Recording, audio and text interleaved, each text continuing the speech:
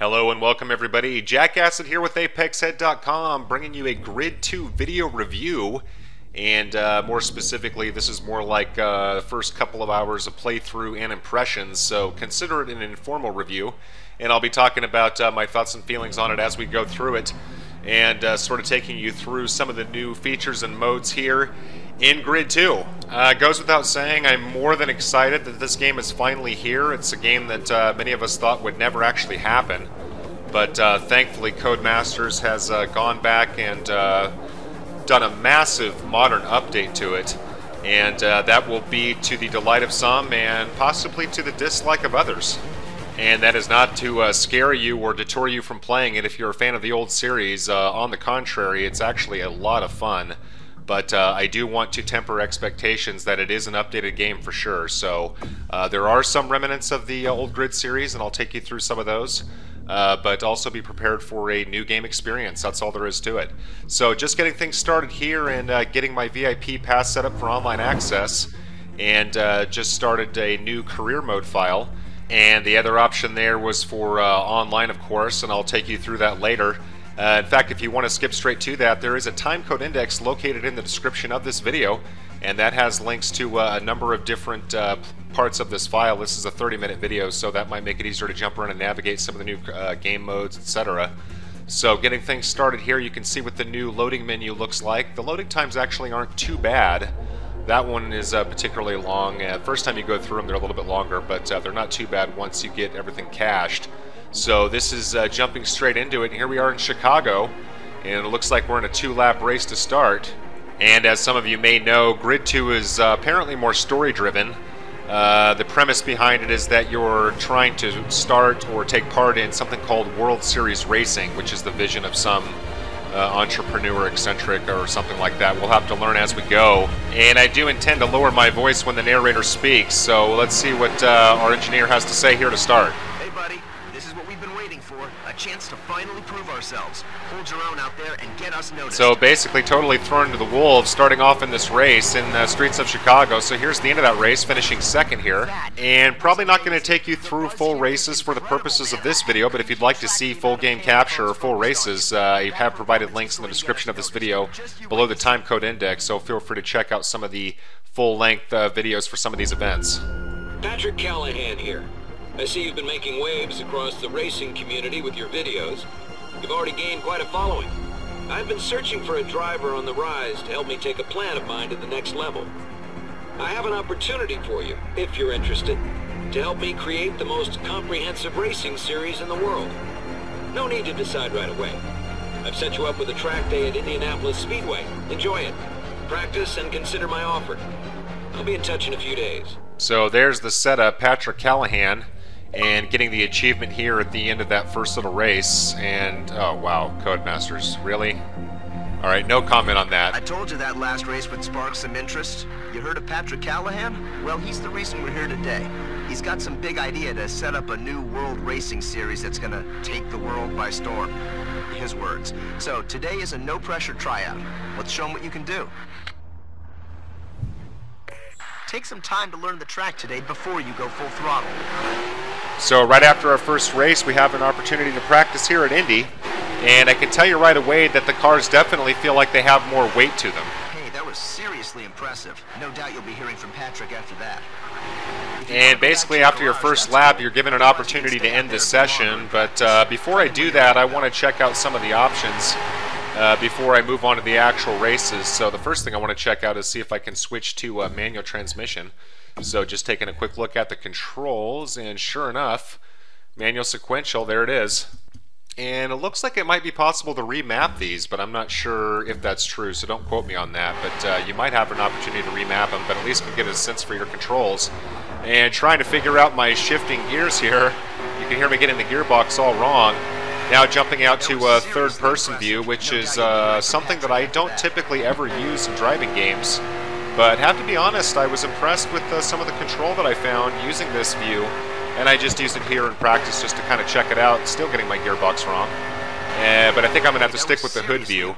Obviously, all of you know that there is no cockpit view, which was a sacrifice that Codemasters knowingly made for the sake of the graphics here. And make no mistake, the graphics of this game really are phenomenal. But having said that, I'd still prefer Cockpit over the graphical update. That's just me personally. I just find it more immersive. But moving along here. I've been keeping my eye on the racing scene for a while now, and your performance in Chicago is the reason why you had a drive around the Indianapolis Speedway. Now I have something to offer. My dream is to create a World Series of racing. Imagine the high-speed racers from the US, the technical guys from Europe, and the drift kings of Asia, all in one competition to determine the world's greatest driver. But first, we need a spark. We need a star. And that's where you come in. To get our name out there, I've set you up with some of the USA's elite racing clubs. Once we get the US clubs on board, sign some of their drivers, get their fans, then we can start hosting our own events. So the gist of it is that basically we're going to be taking part in different club events around the US to start. And the idea is that we're going to be recruiting top drivers from those clubs, and with the hope of starting our own events, probably the WSR events. So just getting our driver profile set up here, and it's got an age here, which is kind of interesting. Not exactly sure what that's good for, but a little nervous about making it too old because I'm not sure if it would affect how long or how many seasons you can play. So just to be safe, going to not specify. And obviously have a nickname list here, which is it's the same from Grid 1. And our name list, just going to keep my name as is. And then we migrate over to the difficulty screen. Going to go ahead and leave it on medium and leaving damage full. Actually, let's take a quick look at the difficulties. So there's very hard, hard, medium, easy, and very easy. So going to leave it on medium. Certainly don't know the game well enough yet, don't know the AI, and cosmetic damage versus full. So first up, you've got an invite to compete with New Union Race Club and their star driver, Harrison Carter. If you can give him a good challenge, it should get him interested in joining up with us. So this is our first club series that we can take part in called New Union, and our objective is to recruit a guy by the name of Harrison to join the WSR. And this first race here in California, good for 3,500 fans. There is no money that I've seen anyway, but more on that in a moment. In race events, the aim is to cross the finish line ahead of your competitors. You're going to need all of your driving skill to make your way through the pack and bring home the win. And getting back to that point, there is no money in Grid 2 that I can see. It's all based on fans. So instead of getting money, you get fans. Basically, you're handed a lot of cars based on how well you do. Haven't had an opportunity to actually buy a car. Everything's either been gifted or earned. So that's kind of a departure, and that is something that could change as the game goes on. I haven't gotten far enough into it to confirm that. So to get things started, we're taking part in the California Pacific Highway race, and our only option right now is this Ford Mustang. Avoid the rock faces, grass banks, and ditches by the road. They could turn your car over if you crash. Carter's got a lot of support out here today. See if you can get his fans on our side. So Harrison Carter is our first rival, and sort of like Forza Horizon, for each series that you enter, or sequence of series, I should say, there's a rival, and he's who we want to beat so we can recruit him for the WSR. So this is a new circuit, obviously, the Grid Series. Actually, most of these circuits are. But California Coast, pretty close to home for me, literally. I live in Northern California, so pretty familiar with these types of roads, and really happy to see them included. You can see just how gorgeous the graphics are. And found the replay button. Was actually trying to find my rear view mirror button and hit that, but obviously replay still included with Grid. I believe you're given 5 replays by default, and actually it goes back pretty far. It's not just a handful of seconds, so they've extended the length of time that you can go back using replay. So here's the post-race results screen, and I'll quickly show you the replays just because we're here anyway. And you can see that it's pretty standard par for the course, Codemasters, navigation, and tools, although this year they have included a YouTube function. And the way that that works is you can hit Y at any point during the replay sequence, and it will give you some tools here, and actually I'll show you that real quick. You can see that there's a option for setting markers using the bumper buttons, and so you would want to navigate to whatever part of the clip where you wanted it to start, and then you would set your initial marker, as I've just done there, and then you would get to the end of where you want the clip to end, and you would set another marker, and that would be your export. There is some opportunity to change the speed of the clip. As you can see here, I'm at 50% right now, and there's 100%, and it goes down to a 1/4% of speed, so you can change it down to pretty slow, and then you could go through a upload process, and it walks you through that. You do have to have your YouTube account linked with your RaceNet account. So now getting a little fan update after that event, up to 6,000 fans. And oh boy, we get our first choice of cars. Well, your performance has got another club interested, the Trans-America Pacers. You'll need a Japanese-built vehicle to compete with them. So here's two to choose from. Alright, so our first option here is for the Nissan Fairlady Z or the Nissan Silvia. And don't sweat too much which car you pick, because as it mentions here, you have a chance to win it back in a vehicle challenge mode. More on that in a second. Good choice. You've got the option to take any of the cars you own for a test drive. It's a good way to test out the limits of the car before you head into competition. So that's a really nice update. They've given you a chance to take out any car that you own out to Indy and practice with it anytime that you want to, so that's nice. Taking a quick look, this is our first chance to look at sponsors, and just kind of scanning through them. Only have 3 slots to start here, but each one of these does a different thing, but it's only for fan earnings. And you only have an opportunity to change sponsors between series. So a lot of times the fan bonuses that the sponsors give you now is actually contextual to the series that you're in. It could be beating a rival or winning a race at a certain venue, that type of thing. So taking a look at our pattern options, wanted to look at some of the liveries and how much customization there is before we get things started here.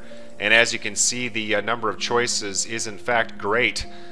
So once you've settled on a pattern, we've got an option for colors, which is setting our color scheme. So naturally, of course, I'm going to set my base to orange, which is, you know, a branding thing. And also have an opportunity to change our paint type, you know, metallic versus matte and that type of thing. And then we have a chance to change our driver number. And first you want to set the amount of digits that you need and then the number of choice. And 21's my lucky number, so going to keep that. And we've already gone through sponsors, have a chance to change your wheels. And to my knowledge, this is purely cosmetic. Don't think that there's any change in how the car behaves or physics or anything like that. And then we have a chance to store this, it looks like. So I'm going to go ahead and store this as they're calling it a setting. And I'll just call it 1. I mean, I'll probably never use it, but you know, just to sort of check it out. So that would basically save your livery setup. And then you could apply it to the vehicle that you're working on only, or to all vehicles. I'm going to go ahead and apply it to all. And you can change your vehicle if you want to. Taking a quick look, you can see that our vehicles are broken out into tiers.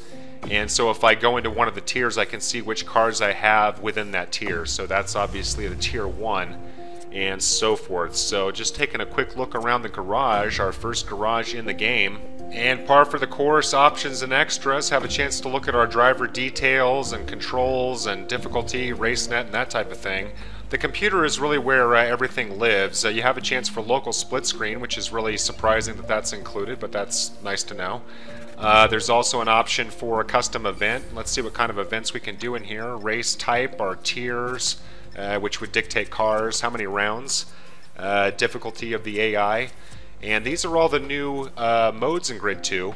And like I said, I'll have a chance to show you a number of them, but possibly not all of them. The invite to meet the Trans-America Pacers. Or if you want to get some practice in, I've organized a test drive at Indianapolis anytime you need it. So now we've opened up 2 club events, now have access to the Trans-America Pacers event, and as I mentioned before, we can test drive any car we want at will, as long as we own the car. Let's have a quick look at the Trans-America event. So, just like before, you've only been invited to 1 event with the Trans-America Pacers. If you can show them you've got what it takes to keep up with them, I'm sure they'll invite you back. So what he's basically saying by only 1 invitation to this event, as you can see, there's actually 3 events in this series, but we have to go through it sequentially, and we can check on our sponsorship expectations whenever we want. Let's see what this Faceoff is all about. Faceoff is a one-on-one, no-holds-barred charge for the line. There are no penalties for contact. Just remember, you can push hard, but so can they. So the long and short of it, these are one-on-one events, and I believe there are 3 heats, assuming that you advance, of course. And so similar to the Okatama runs from Grid 1, have to get through a series. Let's take out the Fairlady. Remember, you'll need to finish in the top 3 if you want the Pacers to invite you back. So apparently for every club series, you need a podium in the first event in order to unlock the second and third events, is how I read that. So let's see how we do. Look, it's your first time on this track, so take it easy until you get a feel for it. So obviously every car in the game feels pretty different, very different actually. So you can see winning this event here, and as I mentioned with the heat sequence, this was part of a quarterfinal, and so we're going to be moving on to the next one and then a finale. So was able to get first place in this series, and let's see what that does for our fans. and moving up into the 8,000 range, up to 8,500 after that. And I guess the easiest way to look at fans is basically the new reputation system as well as cash, I suppose. So let's see what's opened up. Okay, Jack. Now that's how to get it done. Not only have you been invited back to race in more events, but you've also been offered a chance to enter your first promotional event. Each of these will offer you a new challenge, so it's a great way to try out new styles of racing and raise your profile. So now we've opened up vehicle challenges as well as a promo event. Let's take a quick look at that. As these events are all about exciting the fans, it's important you put on a good show. That's why I'll be giving you a specific objective before each event. Complete it, and you'll raise your profile even more. So this is new to Grid 2. It's an Overtake event. Let's learn more about that. Overtake is all about passing the dedicated event cars as quickly as you can. Each pass is worth a chunk of points, but you'll get more points the faster you can get from one car to the next. Remember, keep one eye on the road and the other on the traffic. So this basically sounds like a traffic attack event, and so going to go ahead and check that out. And good for 8,500 fans, and our only option to take out right now is the Dodge Charger RT, and kind of a cool little sequence when you load into a new car, it pulls in with your liveries. You can see the nose of it just before it loads into the event, so that's kind of a nice little sequence. So here we are in the Overtake event, and what you want to avoid is damage. That'll kill any kind of a chain combo. So overtaking the first car here, that's good for 100, 200. And you want to try and chain these. You can see the little timer ticking down, and if you're not able to get around the next car, there's going to be a problem with chaining your stuff. So right now I'm in second place behind Don Murphy, and as we move along further in the event, trying to gain some steam coming down the straight, and actually found this mode to be reasonably challenging. You want to be quick, of course, because you want to chain your overtakes, but you want to be careful because if you make contact, just like that, then your score goes bye-bye. So you have to learn some finesse as well as being aggressive. So this is actually a 3-lap race, so you go around the circuit 3 times, at least in this event, and able to overtake more cars or score more points than my opponent. So I was able to beat that. That was, again, the promotional event. So that's what the Overtake mode is all about. Yes, that's outstanding, man. Overtake 101 right there. Your driving has caught a manufacturer's attention. They'd like to loan you a new vehicle. If you can beat the target time and prove you can handle it, they will let you keep it. Sounds fair, right? So as I've started to mention earlier on, we have a vehicle challenge mode. Let's take a quick listen in on that. Vehicle challenges allow you to win additional cars for your garage, which you can then use in other events. All you have to do is beat the target time, and the car is yours. So you may recall at the beginning of this series I was offered 2 cars, and I skipped over the Sylvia, but with the vehicle challenges mode, which we get a new one in every series, I believe, you have a chance to basically do a hot lap in that car, and if you're able to beat the target time, then you get to keep the car. That's why I said don't sweat being too choosy about which car you want. So here we are in Miami, which is a new circuit, and again we want to beat a target time here, and they're usually kind of lengthy laps. This is actually only 1:07, but they're usually like full circuit hot laps. So as long as I can beat the time, I get to keep the car. And just taking a quick look at the graphics here, I mean, it's just phenomenal detail as I take off my right door there, and I'm able to beat the time and able to keep the car. You can see that it was not a pretty sight, missing my entire right front fender. Way to go! I can't wait to pop the hood on it back at the garage. Yeah, maybe you can take a look at the fender while you're at it. So basically at this point I want to get through the rest of these events. I want to make sure that I beat all the events in the New Union and Pacers Club events. And once I get enough fans as I race through that, basically it opens up the opportunity to start the WSR. Remember, we've been recruiting this whole time. And you can see getting an achievement here. The only description for that achievement is that the WSR is the talk of the town. I'm kind of assuming that it might be based on breaking the 20,000 fan mark.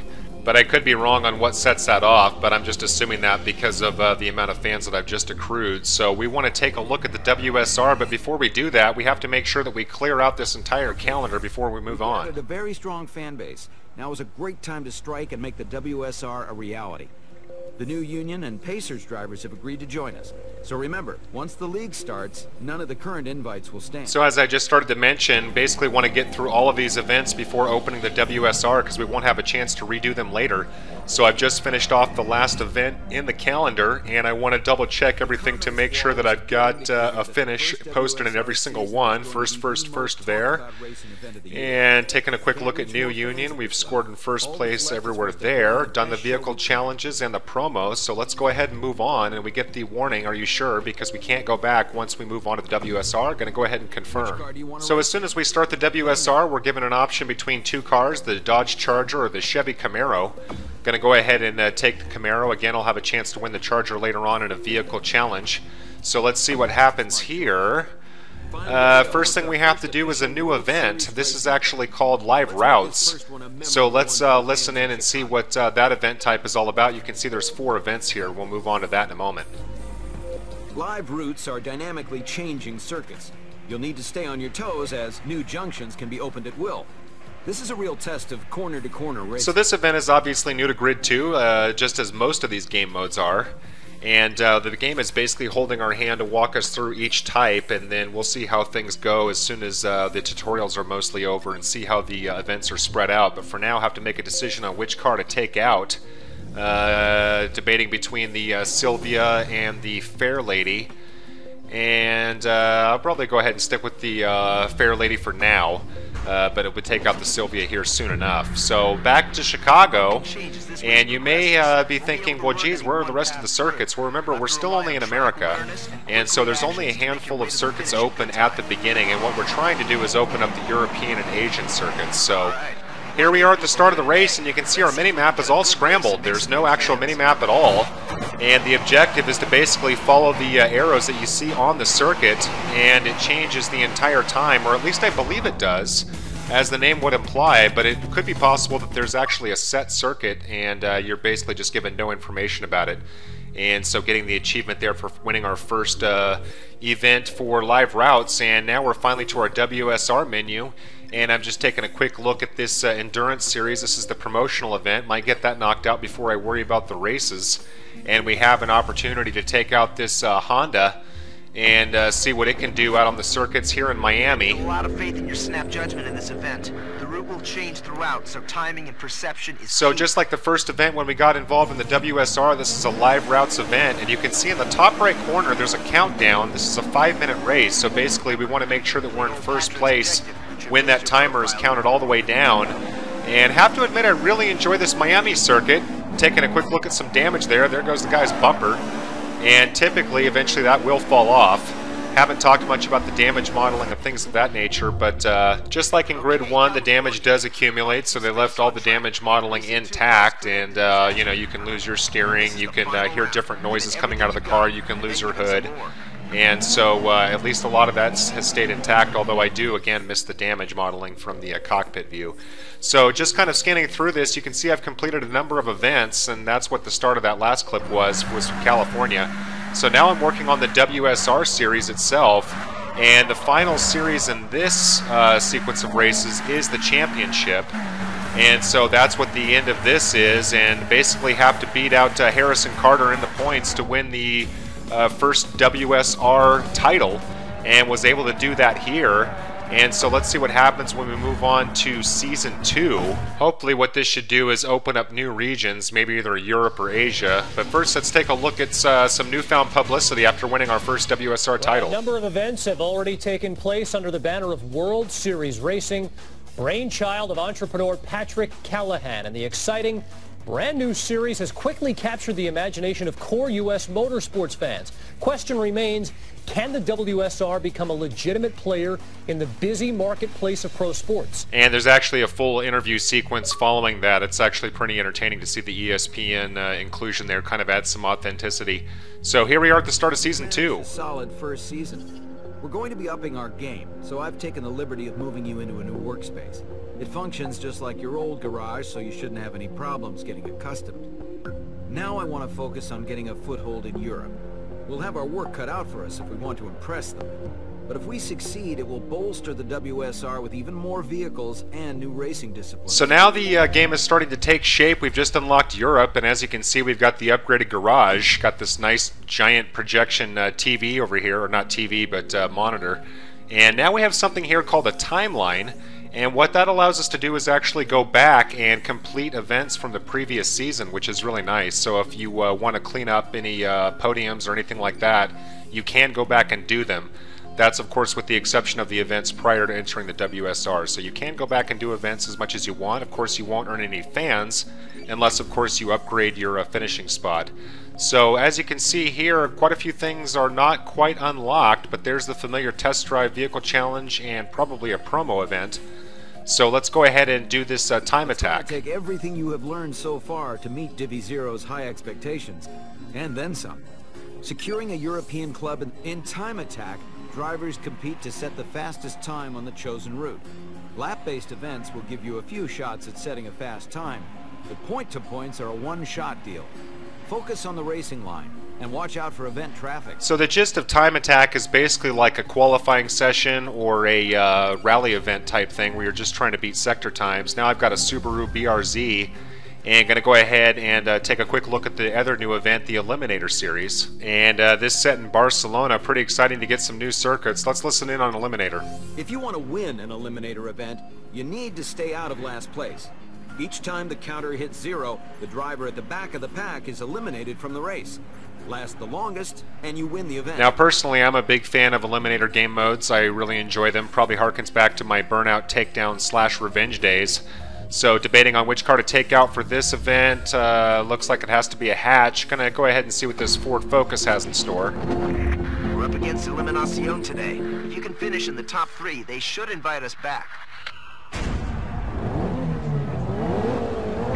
Lorenzo Vela is the star driver for Eliminacion. Try and stay in front of him. So the gist of Eliminator, if you are new to it, is that you want to not be in the back of the field as the counter ticks down to 0. That car is eliminated. And you want to be up near the front, obviously, at the very end. But just taking a look at these light effects here, it's just absolutely amazing, and the hood reflections are phenomenal. This is a gorgeous game, there's no question about it. And the frame rate holds up remarkably well. Haven't found any bugs or anything of that nature, at least not yet. As you can see, winning this event here. And now let's take a quick look at the multiplayer before we finish up. Welcome to Grid 2 Online, a unique and separate game area from the career mode. Unlocked cars, customizations, and progress earned here are completely unique to the online game mode. Take a look around, and we'll explain each area of the garage as you reach it. Upgrade your car to modify its performance and handling characteristics. Some cars can be upgraded. Welcome to the online customization area. From here you can edit your car's liveries, apply upgrades to your cars, and purchase new cars for your garage. Cars and upgrades are unlocked with cash and XP, which can be earned by playing online game modes. Alright, so basically we have a similar menu as career. We're going to take a quick look at events, and let's check out the global challenge area first. And as you can see here, we're provided with a map, and we can jump around and do events of our liking. Here's an Okatama event, looks like a checkpoint event, and a drift event. And as you can see here, this is good for 5,000 credits. So there are credits in multiplayer. As the narrator mentioned, we do get a chance to buy cars later on. So my guess is that the global challenges are a lot like social challenges in that you don't actually compete head-to-head with any of your friends, but you can post times and see how well you do. And then the next time they log in, they can see how they stack up and so forth. So here we are at the new Okatama, a night circuit. And this is the first time I've seen a checkpoint event, so just taking a quick first look at that, and my guess is that, yeah, there's a countdown, and probably have to hit a checkpoint, and there I see one up ahead, and want to try and get through as many of those as we can, and of course you get less time as the session goes on. So here at the end of the session, wrapping things up here, and let's see if we can get a medal of any kind, and good for silver, so not bad, not gold. Probably needed to get through a couple more. Oh, I see, it goes by feet. So I think the gold is a 22,000 foot distance. Yeah, a little over 22,000 feet. So now let's take a look at the Xbox Live portion, which is basically head-to-head. And you can see there's some opportunities for custom matches. You can host, of course, or, you know, filter your searches. But right now I'm just doing a quick matchmaking and don't expect to see a lot of people online since by the time I was playing this it had probably been available in the United States for about 5 or 6 hours. So right now just one person in the lobby, and what we can do from here is take a look at our settings while we're waiting, and you can see I don't have my jack plugged in, or my microphone rather, and these are all kind of grayed out, so maybe this guy's hosting. And looks like we have an opportunity to go to Indianapolis or the Red Bull Ring, which I haven't seen at all yet. But probably not going to have a lot of people showing up this early on, so both of us at the same time getting the same idea. Let's just ready up. Going to take out this Honda NSX, and he is in the exact same car. And I'm not exactly sure where we're going to go. I think we're actually going to the Red Bull Ring, so we'll have to see what happens as soon as we load in. And he's already at a level 2. Counting down now, we'll see what happens in terms of credits and experience points after one event. I don't expect to win, and sure enough, you can see I'm actually just getting my hat handed to me. But happy to report I didn't have any problems with multiplayer, as we both skid out coming up at the top of this hill. It's really, really tricky getting the achievement there, Sideways Shenanigans. So I guess you could call that a productive off, but again, didn't have any problems with online or multiplayer in the least, so that was a good sign. Final verdict for Grid 2. This is a really addictive game, and I know that some of the changes may rub old fans of the series the wrong way, but there is really no disputing that the final product is extremely polished and a whole lot of fun. My only complaint at this point is that the AI seems to be a little inconsistent at times, and I should invest more time in the harder difficulties to sort of benchmark that, but that was the only thing I noticed. And for those who have asked, yes, I will be porting my Tales from the Grid series to Grid 2, so stay tuned. Thanks again for watching, everybody, and I leave you with Cone Teat.